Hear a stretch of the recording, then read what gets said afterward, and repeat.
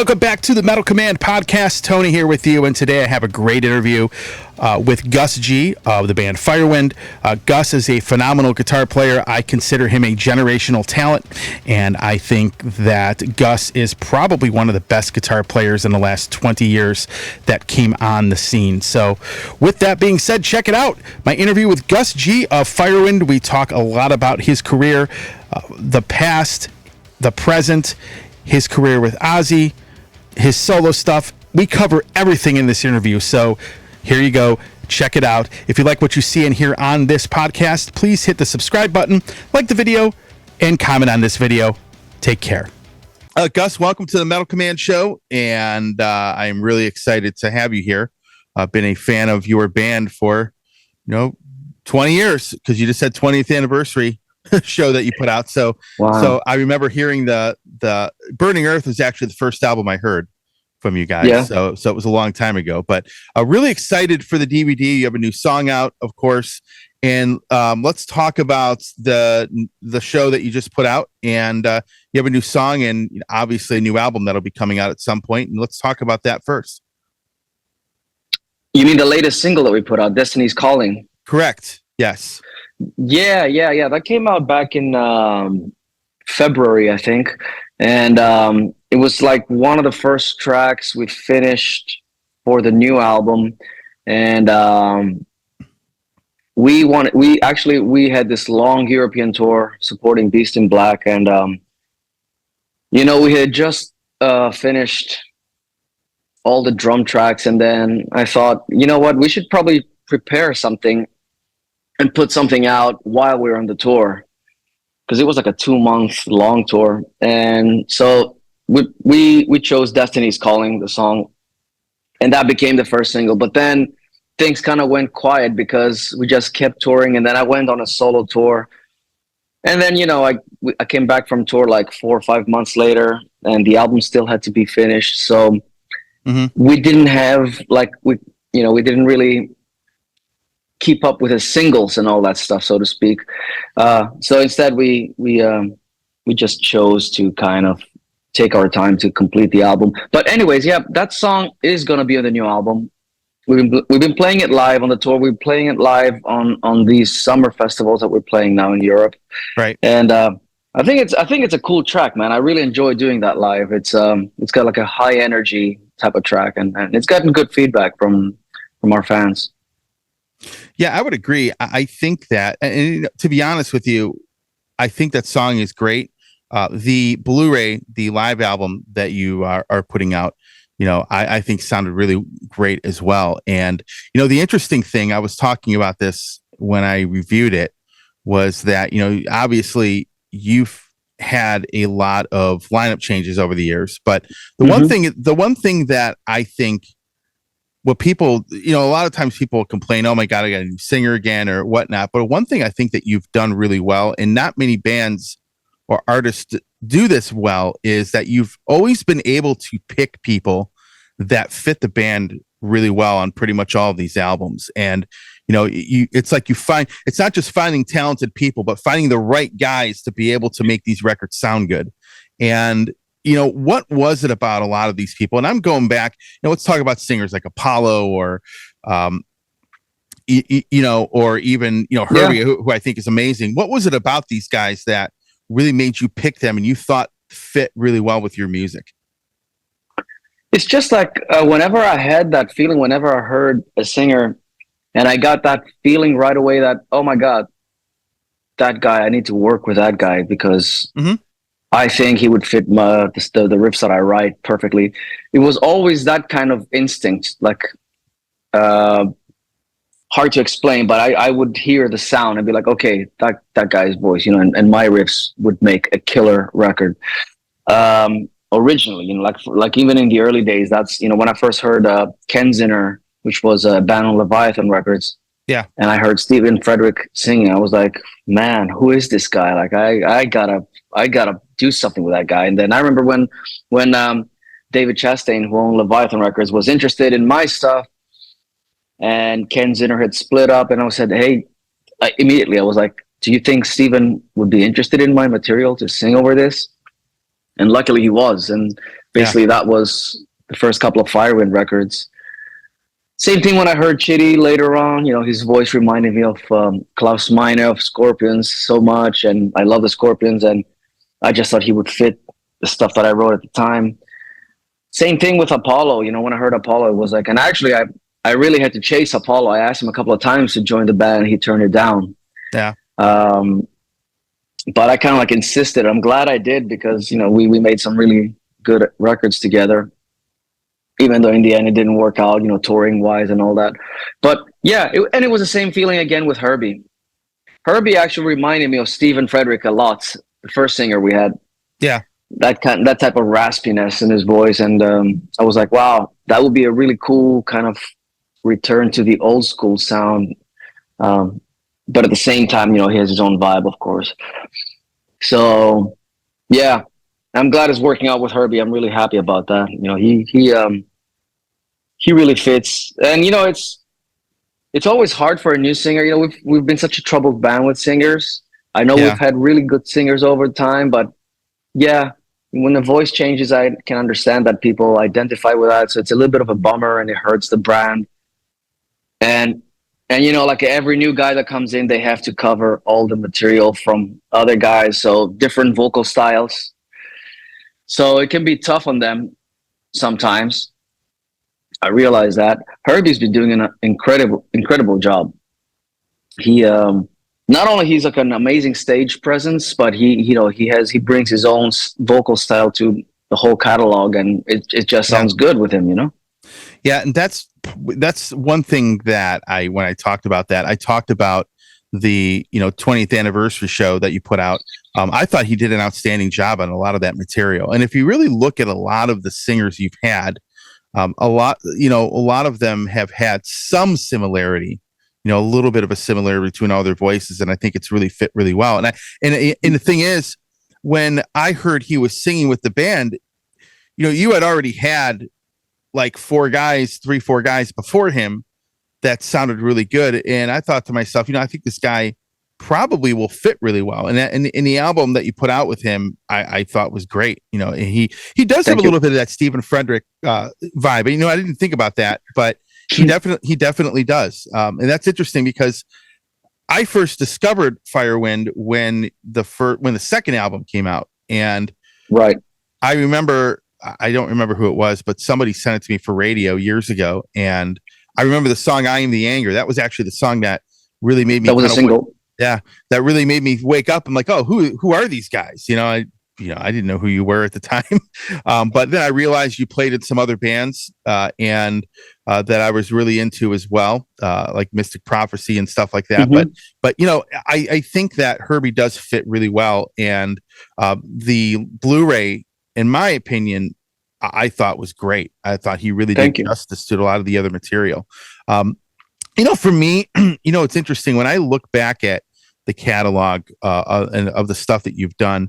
The first 2 records I thought were very, very good. But for me, the album that really was kind of a turning point, and really, because I consider Firewind I consider you guys one of the most consistent bands that exists, right? I mean, pretty much, year in, year out, every time you put a record out, it's consistently very good. But I think that the album Allegiance was kind of the turning point for me, where you kind of really established yourself. And do you feel that way? I mean, when I look back at that record, I remember every year I come out with an album, my favorite albums of the year list. It was actually album of the year in 2006. And wow, it was an outstanding record. But for me, that was like, every band has that record where you go back and look like Iron Maiden, for example. Number of the Beast was like the album that really, in my opinion, sort of established them, right? And I consider Allegiance that record for you. And I agree. Yeah, and talk about that album in particular, because I think that that started a string of really great records that's continued to this day. Yeah, no, I agree with you. I mean, in terms of like the band breaking bigger, achieving bigger sales, breaking into new territories around the world, that was the album, without a doubt. Yeah. This was the album that we made a jump to like different level record sales. Back then you could sell records, Yeah, that was like towards the end of that. That was back. That was towards the end. It's funny because that was that year. That was, I think, that year or the year after is when electronic press kits started happening, and I went from getting like CDs sent to me, maybe I don't know, a couple a week to like 20 press kits a week, and then everything became diluted. But it's still a great record. But anyway, continue. Yeah. No, that was the record. We played our first American tour on that record. That was the first time we had interest to bring the band over to the States. It was just like that record that we started playing like big festivals for the first time. Yeah. So, I mean, obviously, it's you realize that something is happening with this. We started getting on. We started touring. We became, for the first time, a world, an international level touring band. Yeah. So, we went from being like a studio project, me exchanging MP3 files with singers all around the world. We went from that, and maybe doing the occasional show in Japan or something, one-off, from that to doing world tours. And so that was the moment that the turning point, like you said. Yeah, that was it. Allegiance. Yeah, in the last Firewind album, it came out in 2020, which is an interesting time to put a record out, and a lot of bands delayed. I know. Yeah, a lot of bands delayed. It was like, forever it seemed like musicians were like the only people out of work, like a year later. But you guys decided, a lot of bands delayed their releases. You decided to put that album out, and why did you decide? You know what? I know that we're not going to be touring anytime soon. What made you decide to put the record out? Honestly, I hate to say this now on camera or on the record, so to speak, but I wanted to delay the release just like everybody else, because we had scheduled everything. Like we had like Herbie jumped at the very last minute. We wrote all these songs that we had left that were missing lyrics. We were working on a tight deadline. We had applied for visas. The plan was to release the album in May and kick off a world tour in the States together with Symphony X. Yeah. So, it was going to be like a really nice planned out campaign. We had the whole thing kind of planned out for the next 18 months. Sure.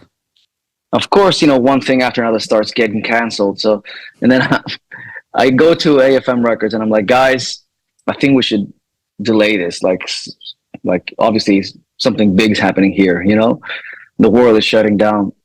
And we're like, no, don't worry, it'll be over in a couple of months, the stores will open. But by the time we put the record out, I'm like, no. I'm like, are you sure? Yes. So I hate to kind of like point fingers and stuff, but I think I think it was AFM's wrong judgment there, in my opinion. Yeah, we could have delayed the album. To their defense, though, even if we had delayed the album 6 months, a year, nothing would have changed. Yeah, seriously, like things didn't open up until like spring 2022. So we just were one of those bands that we just couldn't stop the machine. Like it was just we had our slot to be released, for the album to be released, and not only us, other bands. It happened to other bands too, like I don't know, Nightwish and a bunch of like big bands. Yeah, like it was too late to stop everything. So we said, we'll make the best of it. Luckily, I think a lot of people, because of the pandemic and the lockdowns, a lot of people were listening to music, streaming music, and like we had one or two songs on that record that did really well on Spotify. For example, Rising Fire became it is our biggest song on Spotify in terms of like growth and how fast the numbers are on this song. And it's just one of those songs that has its own lifespan digitally, and it's doing really well. Yeah. Yeah, people, it was weird. I read a statistic where like bands and labels were selling like a record amount of merchandise because people had nothing to do, you know. So Yeah. so like at the same time, there were bands. I remember there were people that I interviewed during that time, and one guy was like, I don't remember who it was, but he said something along the lines. He was like upset the label put the album out, but then he's like, you know, the funny thing is our album stood out a little bit more because nobody else was putting anything out. I mean, most people weren't doing that. So, you know, you're one of the few artists putting that out. So in hindsight, looking back, you know, a couple people have said to me, I'm glad I did it because I'm kind of glad now because that record got more attention because when they started going on tour, you know, it was like, you know, and like you were talking about the streaming thing, a lot of people were seeing, oh my God, you know, we're doing well streaming because we're one of the few bands that has new music out, right? And so Yeah. it sort of worked out because I can tell you I paid attention more to certain releases because there wasn't a lot of other stuff coming out. And Right. and that, like for example, that album, you know, your last album that you came out with, that was one, you know, I actually felt like, man, I'm not getting bombarded with stuff anymore. You know, I can actually listen to these albums a lot more. And I think I got attached to that last Could be, yeah. Firewind album. And that's what happened with Could. me. Oh, interesting to hear that from somebody. Yeah. Then I guess that thing kind of worked to our advantage, you know, within all that madness. Right. And honestly, like you said, a lot of merch was sold too during the pandemic.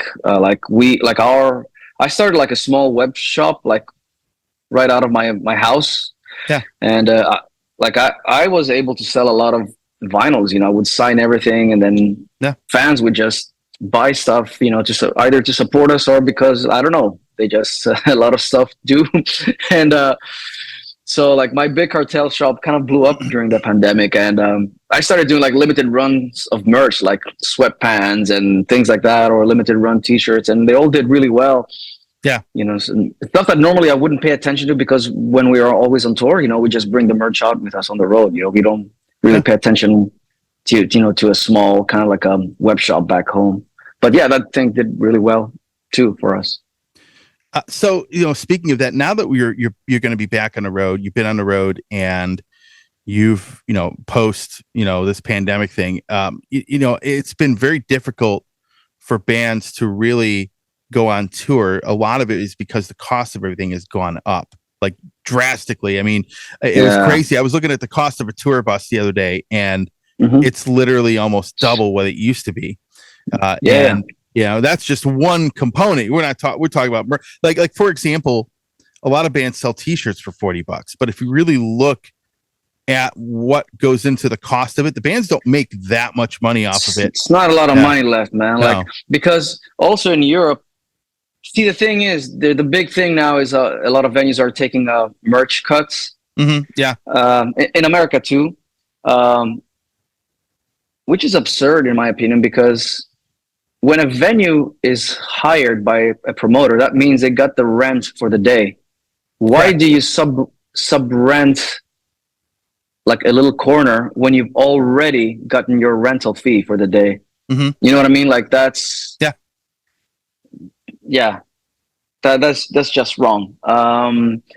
It's like it's pure greed in my opinion. But so not only that, in Europe you have the thing called VAT, value added tax, in each European Union country, and it ranges from 20% to 27% depending on the country. Yeah. So not only you have to deal with some venues taking merch fees, like, you know, anywhere from 10 to 20%, then you got like another 20 to 27%. So, and then like merch, like to manufacture and get a shirt done, I think it went up 30 to 40% the last couple of years. So what's left after all these, you know, all these extras like taxes, fees, shipping? I mean, shipping has gone up as well. Everything has gone up, you know, inflation, 20% at least up, everything. Yeah. So what's left in the end? Like, and then you have to wonder, like, why am I even doing this for? I mean, like we used to think, like when we were doing, like, for example, a support tour, okay, maybe the fee we're getting, and also some bands, the fees are not going up; they're staying where they were. So that makes it even harder. Yeah. And this is something like, for example, we are dealing with right now. Is like, well, if you're doing a support tour and the fees aren't really getting that much higher, and you still have to deal with all these costs. Like in the older days, we think, you know what, doesn't matter. It's a big tour. You're gonna play in front of 1,000 or 2,000 people a night. You're gonna sell X amount of merch. But then, like now, it's becoming a business where bands are not gonna be able to rely on merch sales anymore. That's just gonna be like a little added bonus. That's the way I see it going.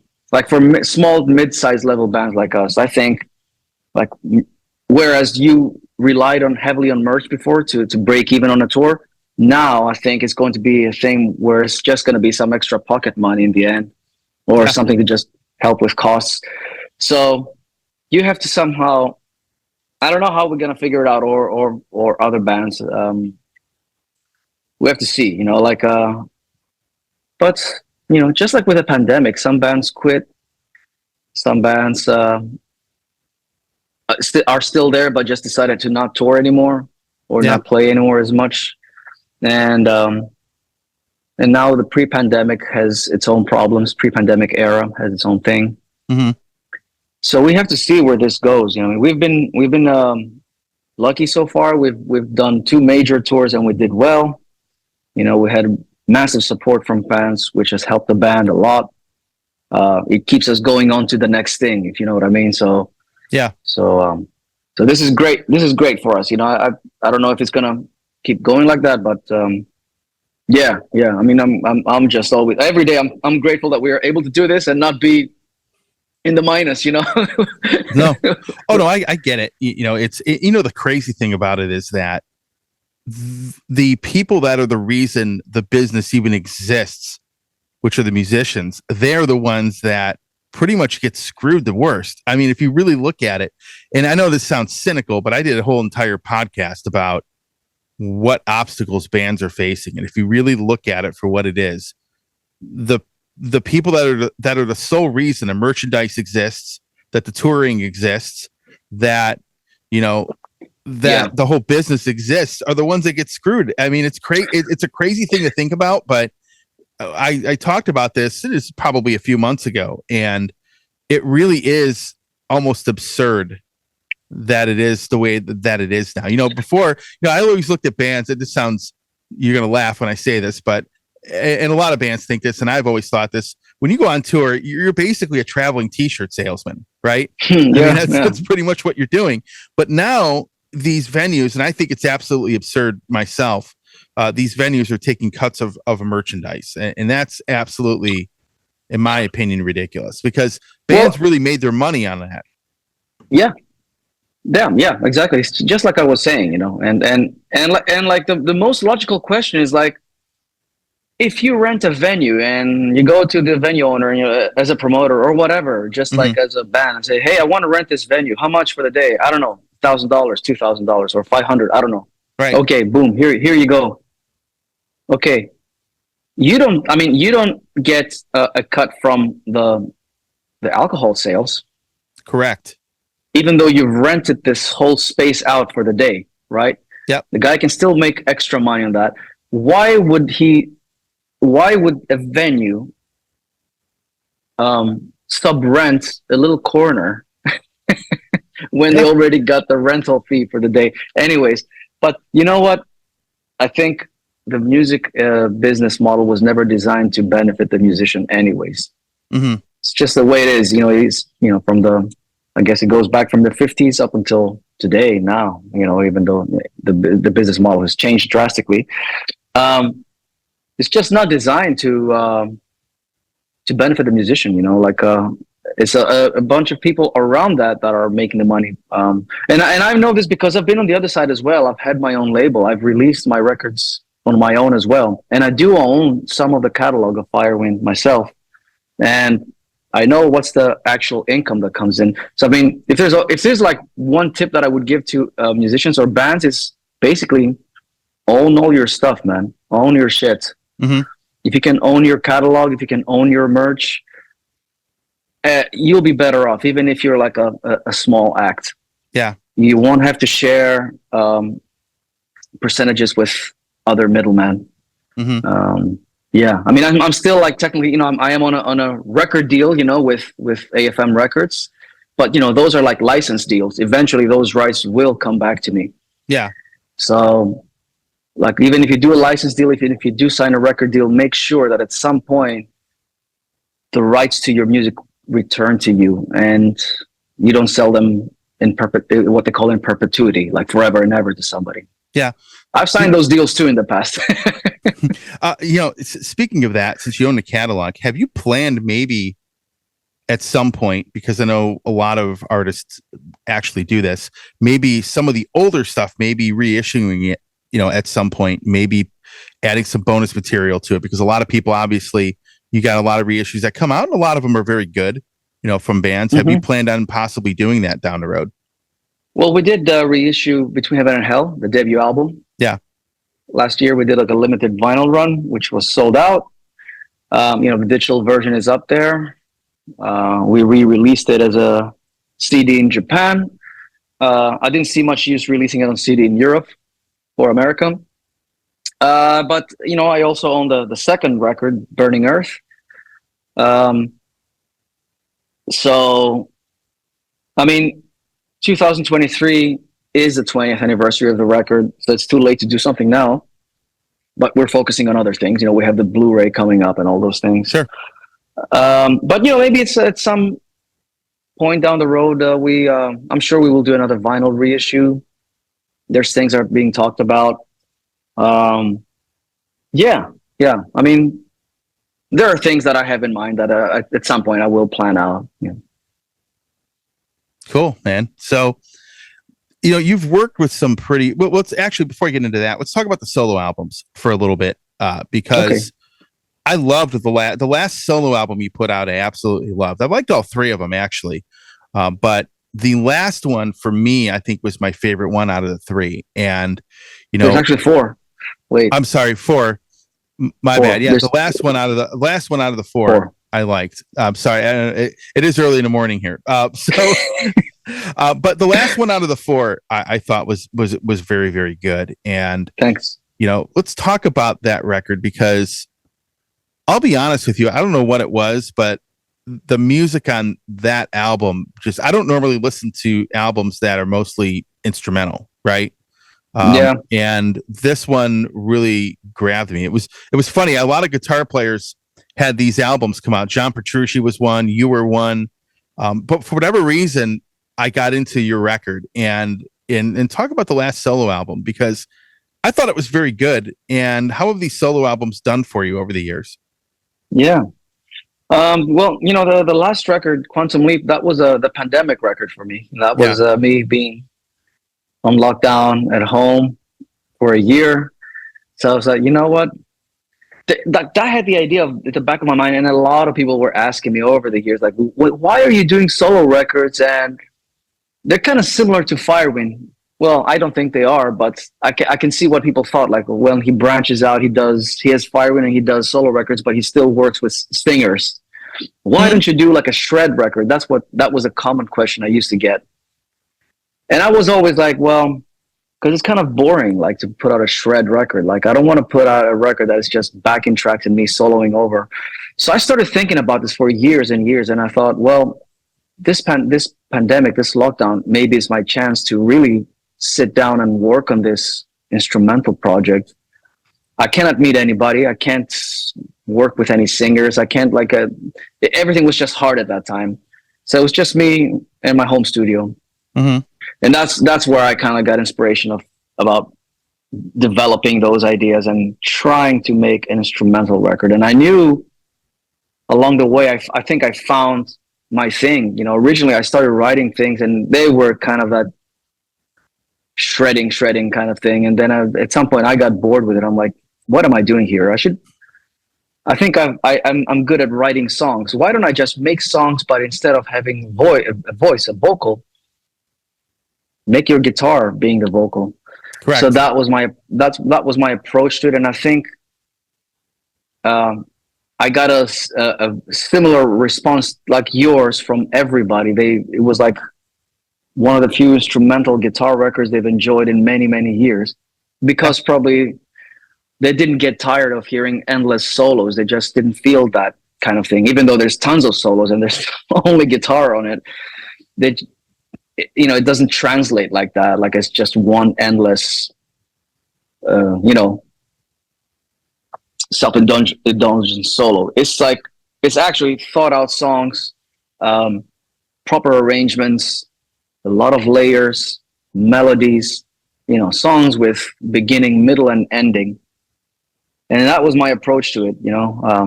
I used the Joe Satriani method. Yeah. I think that's part of the reason why I like that. I don't think your solo records sound anything like Firewind. I mean, you might have some. You're always going to have a little bit of a similarity because it's your style of songwriting. But I write. Yeah, I write the riffs in both bands. I mean, no, the solo records are more rock. They're not so much on the metal side. Yeah, correct. I would totally agree with that.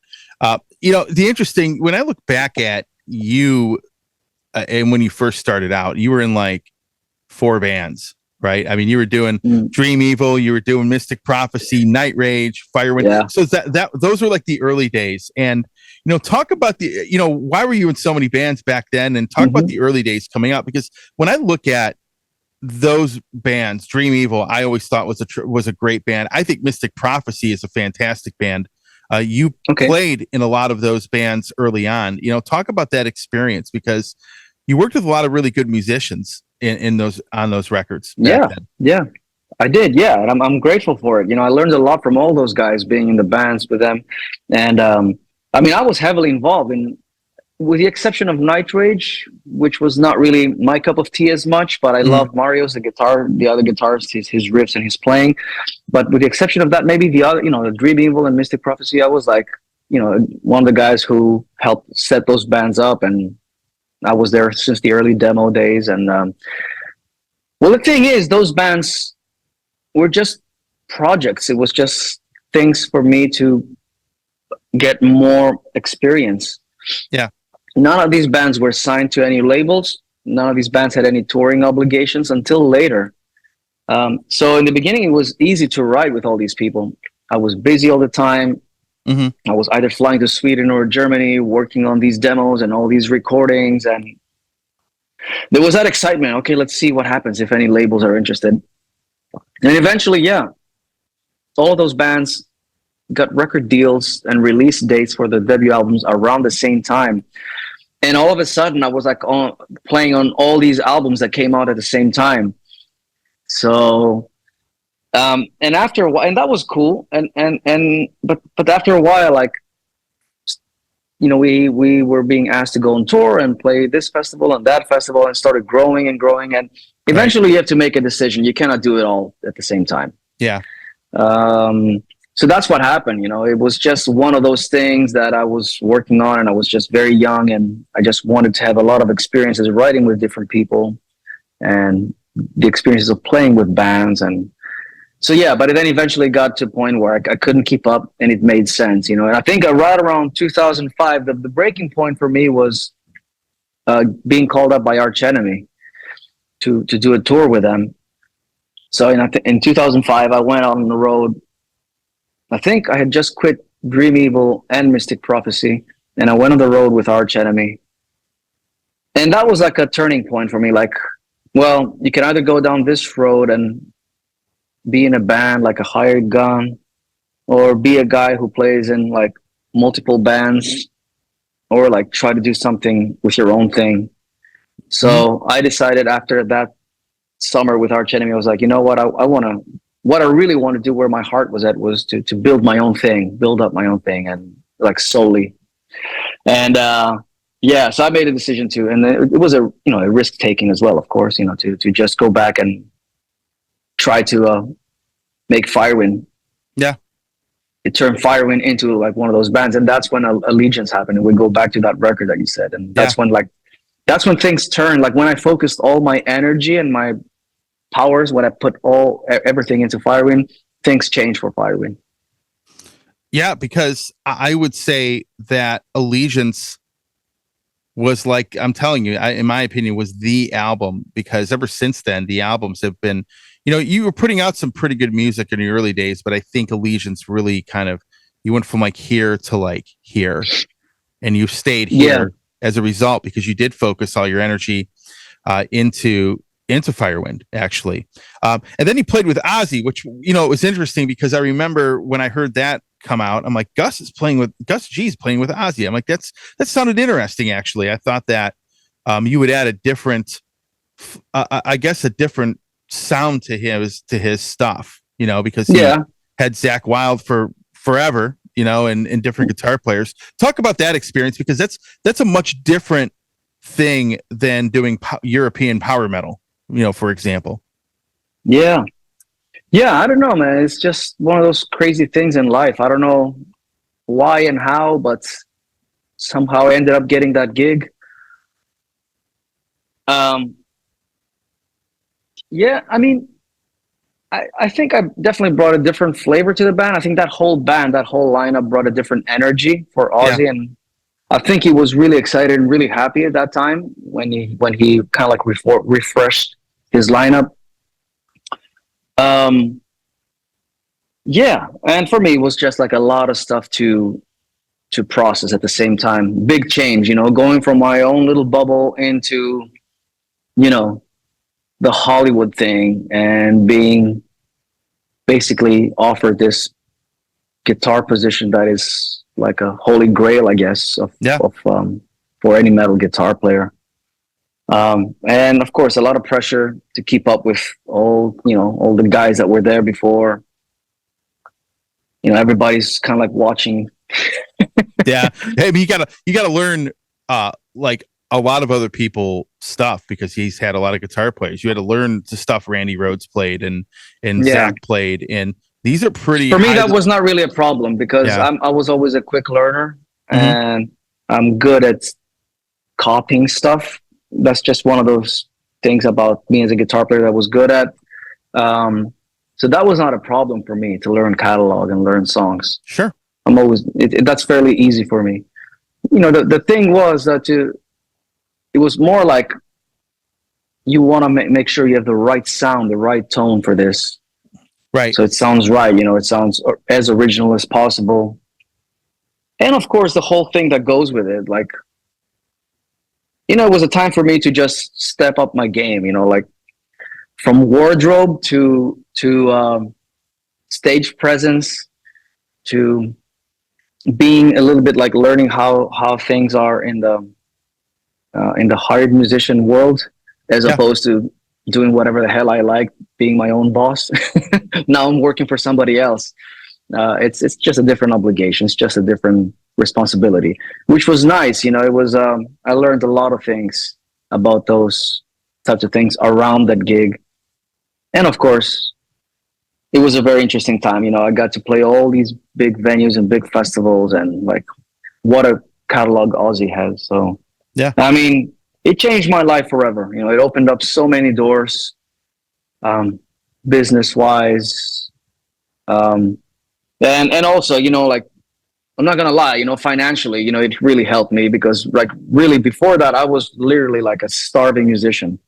Yeah. And I went from that to, I mean, I didn't become super wealthy or anything, but I'm living a very comfortable lifestyle and has allowed me to do things I want, which is a Mhm. blessing, and Yeah. I know because a lot of musicians are friends of mine. I know how hard it is, because and so it's been good for me, in those sense. It has allowed me to do things that I wanted to do afterwards, which is a blessing. What would be probably some of the biggest things you learned from that experience? Because you a lot of obviously Ozzy's a very big name.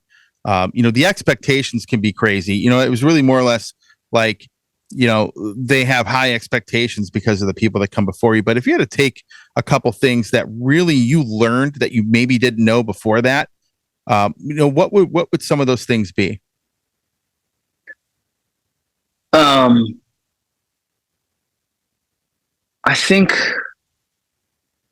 the just the level of professionalism, and also a thing to be prepared always for anything and everything. I think that gig taught me that more than anything, pretty much. Yeah. You have to be like on standby for anything to happen at any times.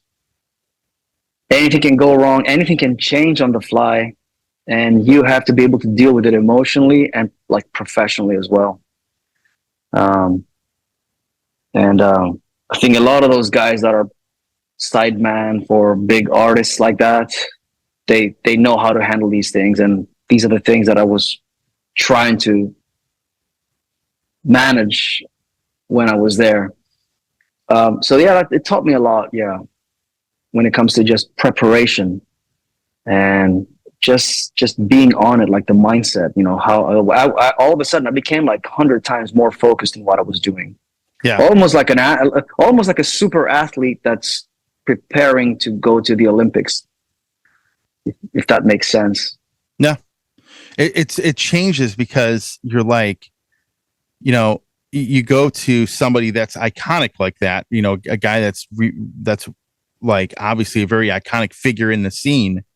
And it's like, man, the level of everything, it doesn't matter who it is. It's the level of everything just goes up. You know, it's you play these huge shows, you have these huge expectations, and it seems you seem to handle it quite well. And I mean, it it's kind of almost, scary to see how many people are working in that organization. Oops, sorry. yeah, Okay, I'm back.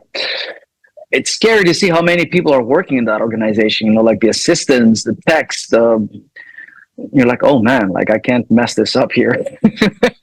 You know. yeah, I gotcha. Yeah, so I'm going to talk about your solo albums again. You know, look, you've worked. You know, we talked about bands that you worked with. Talked about some of your solo albums. You had a lot of different musicians on one of those. I thought it was cool. Dennis Ward sang on one of them. But you had singers on, you know, different singers that you worked with. So you've worked with a lot of people. So my question for you is there anyone out there that you could think of now that, you know, when you have some downtime from Firewind, that you would be like, hey, I would love to work with this person. I've never worked with this individual before, but I'd love to do something with them. Is there anybody out there that you can think of that you'd like to do something with musically that you haven't worked with before? Yeah.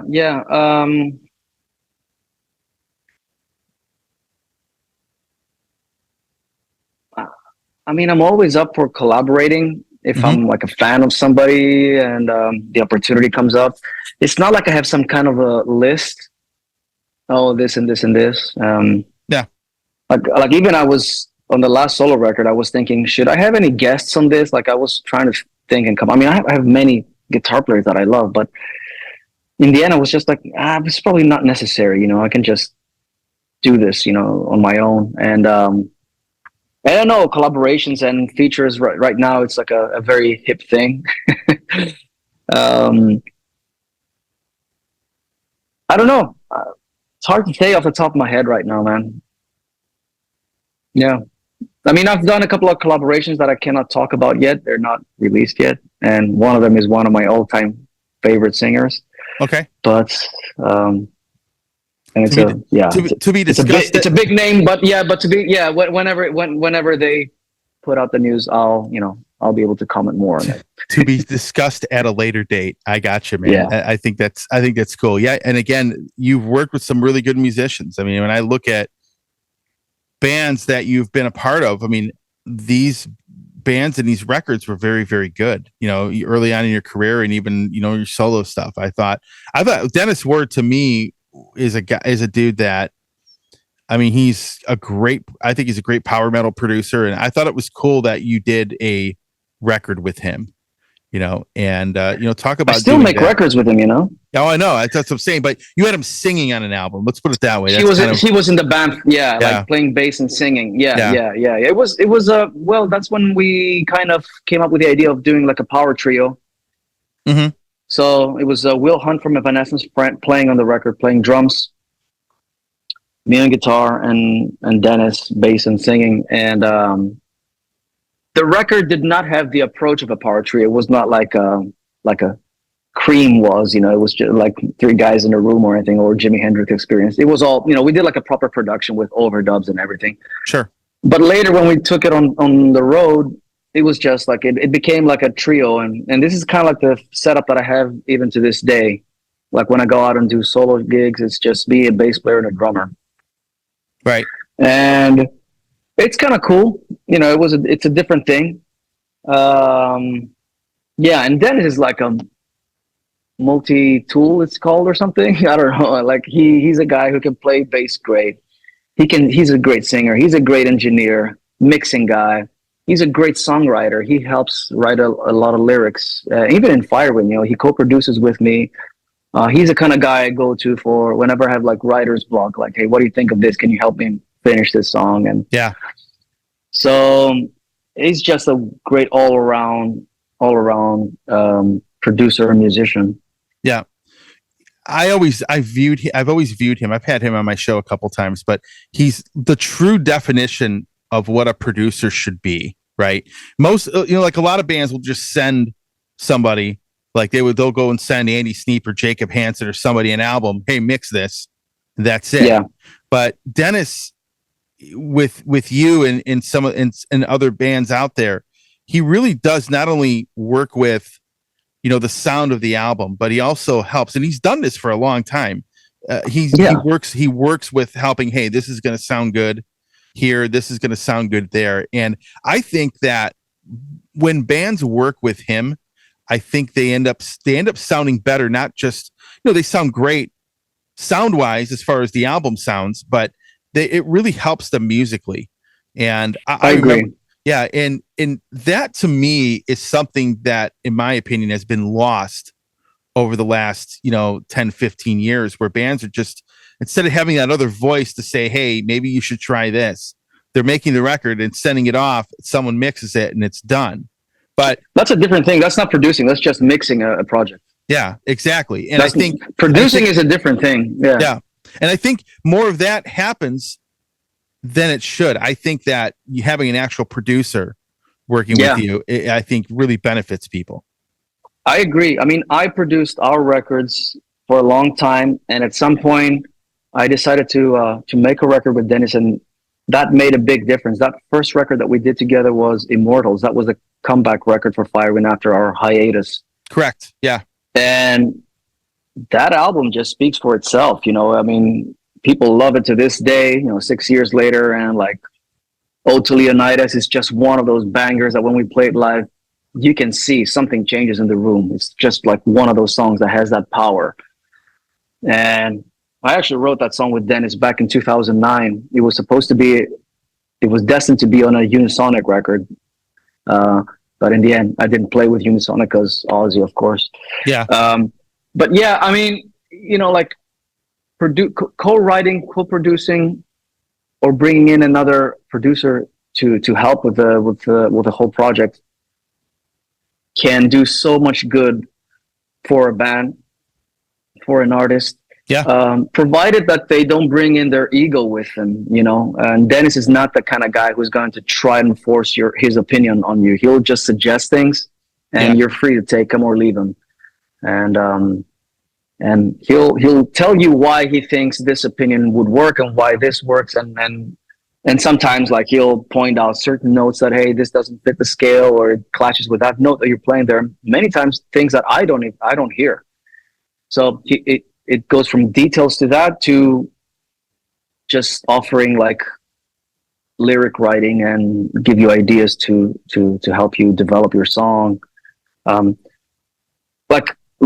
Composing and arrangement wise, I never really needed much help in that department. I pretty much had a definite vision of what I'm doing.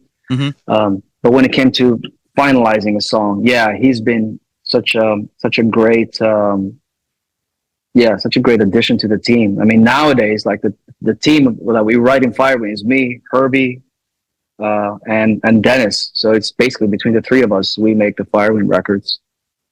When I look at the discography of albums Dennis has produced, there's a lot of what you would consider comeback albums. He kind of like helps revitalize a band after they've been gone a while, and he's done that. I remember the first album he did that with Rebirth by Angra back in the early 2000s, and right. And he's continued to do that for a long time, and he's just I just always look at him as a true definition of what a producer should be, and he is something that, he's one of those guys that I think we need more people like him in the music scene, because he really helped people like him really help develop bands. That's how it is. I agree. Talking about the album Immortals, I will tell you that Ode to Leonidas is an amazing song. My favorite song off of that album was War of Ages.